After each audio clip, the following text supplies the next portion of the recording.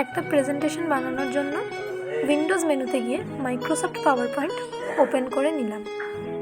একটা blank page নিয়ে add to title আর অ্যাড টু সাবটাইটেলটা কাট করে নিলাম। স্লাইডটা একটু ছোট করে রাইট ক্লিক করে ফরম্যাট ব্যাকগ্রাউন্ডে পিকচার আর টেক্সচার ফিল অপশানটা ক্লিক করলাম। তারপর ওখানে ইনসার্ট অপশানে গিয়ে ফ্রম আ ফাইল থেকে সেভ করা কিছু পিকচার অ্যাড করে নিলাম। তারপর আবার ডুপ্লিকেট স্লাইড করে ইনসার্ট অপশানে গিয়ে ফ্রম আ ফাইল থেকে সেকেন্ড পিকচারটা চুজ করলাম। এইভাবেই আমরা ডুপ্লিকেট স্লাইড করতে করতে 7টা স্লাইড অ্যাড করে নেব।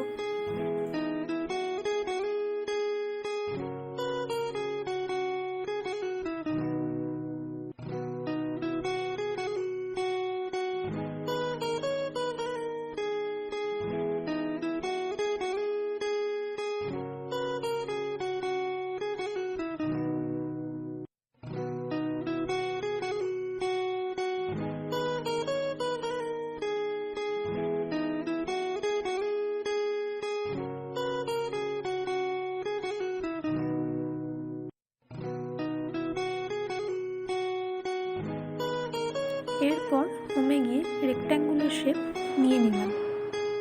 এরপর শেপটাকে একটু অ্যাডজাস্ট করে নিয়ে কন্ট্রোল ধরে কপি করে নিলাম। এরপর এই শেপগুলোকে শিফট ধরে কপি করে নিয়ে প্রত্যেকটা স্লাইডে পেস্ট করে দিলাম। এরপর প্রথম স্লাইডে এসে শেপগুলোকে একটু অ্যাডজাস্ট করে নিলাম। প্রত্যেকটা স্লাইডে আলাদাভাবে অ্যাডজাস্ট করে নেব।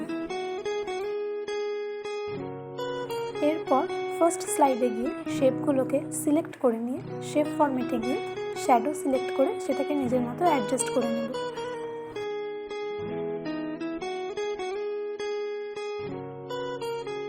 এরপর ফিল অপশানে এসে স্লাইড ব্যাকগ্রাউন্ড ফিল অপশানটা ক্লিক করে নেব। এরপর স্লাইডে ক্লিক করে ট্রান্সপারেন্সিটা নিজের মতো অ্যাডজাস্ট করে নেব। প্রত্যেকটা স্লাইডে অ্যাডজাস্ট করে নেব।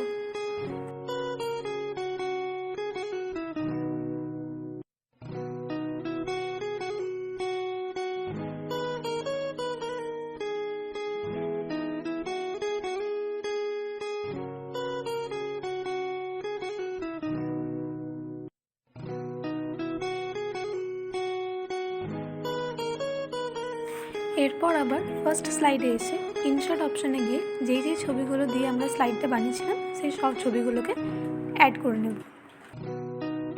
এরপর এক একটা ছবিকে সিলেক্ট করে 1:1 রেশিওতে ক্রপ করে নেব।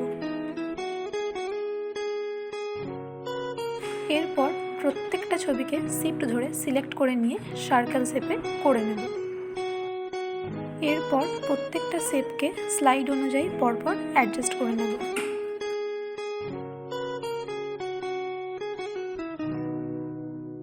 এরপর প্রত্যেকটা শেপকে কপি করে নিয়ে প্রত্যেকটা স্লাইডে পেস্ট করে দেব।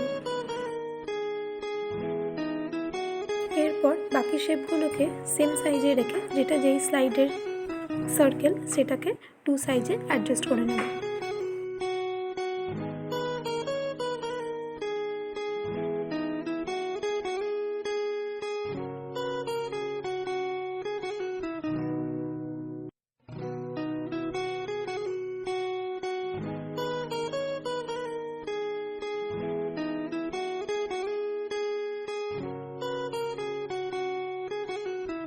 এরপর প্রত্যেকটা স্লাইডকে শিফট ধরে সিলেক্ট করে নিয়ে ট্রানজিশন অপশানে গিয়ে মর্ফ অপশানটা ক্লিক করে নেব এবং অন মাউস ক্লিক অপশানটাকে সরিয়ে আফটার অপশানটা ক্লিক করে নেব।